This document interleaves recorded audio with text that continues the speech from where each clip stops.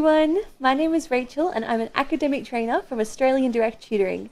This PowerPoint today is going to be on narrative writing. I'm going to be teaching you all of the tips and tricks to constructing the perfect narrative. Alrighty, so what is a narrative? A narrative is an account of a series of fictional events or experiences, such as a fairy tale, fable, legend, thriller, novel, etc. Narratives can be presented through a sequence of written or spoken words, through still or moving images, or through any combination of these. What makes a great narrative? I'm sure some of you are wondering this. Begin with a strong lead. I would say this is the most important thing. It's the very first sentence in your narrative. You can start right in the action, which means like a sizzling start or a hook, which we'll learn about later in this PowerPoint. Begin with the setting, dialogue, or a combination to create a certain mood. Make a strong ending. Probably just as important, the very last sentence. Use important actions, dialogues, and whole story reminders that make a lasting impression. You want your reader to remember your narrative. Include sensory details that make the reader feel like they are sharing in the author's experience. Think about the heart of your story. Will your reader be able to connect? What are you trying to make the reader feel? What is the meaning of your message of your piece? Show, don't tell in your writing. Think about the emotion that you're trying to convey and describe that would look like, sound like, and feel like. Use similes, metaphors, and personifications where appropriate. Show emotion through your use of dialogue between characters, as well as through the internal thoughts of characters. Remember to use more descriptive words for said, based on the feeling of the character. That's a good one. Said is quite a boring word, so you could use other ones like exclaimed, cried, portrayed, that kind of thing. Replace ordinary words with extraordinary words. Use a thesaurus if you need some ideas. There's also a thesaurus built into Word as well, so if you need one, there's one there. Alrighty, brainstorming. This is the very first step to writing a narrative. As soon as you get your narrative task, the brainstorming is the first thing you want to do. Okay, brainstorming allows you to think more freely without fear of judgment. Brainstorming helps generate a large number of ideas quickly, which can be refined and merged to create the ideal story plan. I think brainstorming is the most fun step in my opinion. Grab some paper and colored pencils and write down all your ideas. It does not have to be neat. That's a big deal. It does not have to be neat. Okay, so now we have some examples of some brainstorms. The left one and the right one are the same kind of thing, where you've got the title or topic in the middle, and then it branches out into different categories, and then it's a little bit more neat. The middle one is what mine tend to look like, where it's all over the place, which is completely fine. The idea of a brainstorm is to get all the ideas in your head and just put them on a piece of paper. Alright, awesome. The second step is planning. The difference between planning and brainstorming is planning is a bit more refined. You take all the best ideas from your brainstorm and put them into your plan. Okay, it says here, the more planning, the better. Usually students get 5 to 15 minutes before an exam to plan their story. Use this time wisely. A lot of students don't really know what to do with that time and they just kind of sit and look around. You really want to utilize that planning time because it is going to help you so much when writing your narrative. What you're trying to look for in your plan are your characters, emotions, problems, and solutions, and anything else you can think of as well.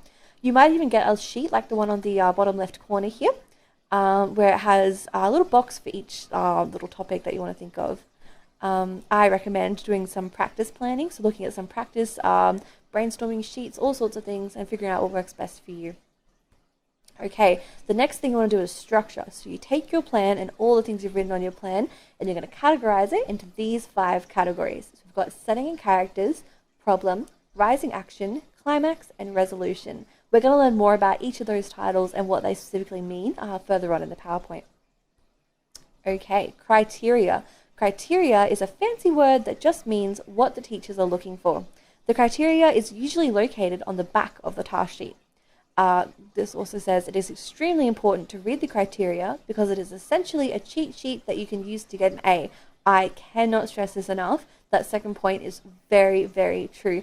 The criteria sheet looks a bit like it's basically a sheet and it says A to E in like little boxes. So it's got A, B, C, D, E. And if you just look at the A box, it'll tell you exactly what you need to do. It's really, really helpful.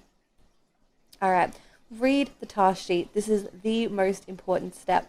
It's the most important step because it has all the information you need. So what you're looking for is you're looking for the word count, concepts, specifications, requirements, and due dates. Amazing. Okay, so sizzling start. This is what I mentioned at the beginning of the PowerPoint. A sizzling start is a punchy and exciting opening within a narrative that grabs the reader's attention.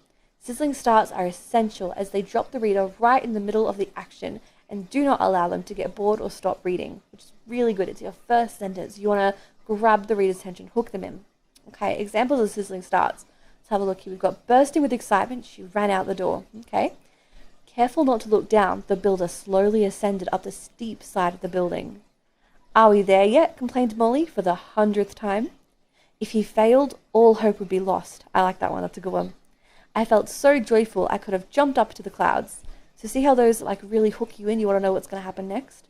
So that's what a sizzling start is. Awesome. Okay, setting and characters. The elements of setting are time, place, mood, social and cultural context. So those are the elements. They help to make a novel feel real and alive. A character is a person, animal, being, creature, or thing in a story. Writers use characters to perform the actions and speak dialogue, moving the story along a plot line. Alright, I think that's pretty self-explanatory. 3 exercises for writing vivid settings. So to find a good setting, you could visit a real-world location and just document everything you see, hear, smell, feel, all that kind of thing. Or on a sheet of paper, you can create a map of your fake world, which will help more with your detail and your narrative. Or you could even spend some time creating a place in your head. Okay, problem. Here we go. A story problem is a simple way to envision your character's plot. Choose your main problem, break it down into smaller challenges, and allow the main solution to appear as the character tries to deal with these tasks. Okay, so 6 different types of conflicts that you could use to propel your story. So character versus self, character versus another character versus society, character versus supernatural, character versus technology, or character versus nature. Those are all really good ones. Okay, rising action. So rising action in literature refers to all the events that happen in a story on the way to the climax. This rising action pushes the plot along, building tension to keep us invested in the story as it moves forward. So rising action is kind of the build-up to your big climax problem. Okay, rising action's examples. In the book of Cinderella, in this classic fairy tale, the rising action begins when Cinderella's family receives the invitation to the prince's ball. It continues through Cinderella's secret transformation. Awesome. Now, Lord of the Rings as well. When Frodo leaves the comfort of the Shire, this is when the rising action begins. It continues for the entire duration of his quest, right up until the climax of the story, which is when he actually reaches Mount Doom. Climax. Oh, this is the exciting part of the story, the big problem. The climax of the story is when the conflict of the plot is resolved. It is often the most exciting part of the story, when the hero saves the princess, discovers the buried treasure, or slays the dragon. The climax of your story is absolutely necessary because the resolution of all your plot strands depend on it. This means that you must remember all the plot points and subpoints you've introduced throughout the story so you can tie up all the loose ends. Alright, and the resolution. The resolution is the end of the story. It occurs after the climax. It is when you learn what happens to the characters after the conflict is resolved. A story resolution is one of the most important elements of your plot because it will leave the most impression on your reader. It resolves the story's central arc and conflicts, bookending your narrative.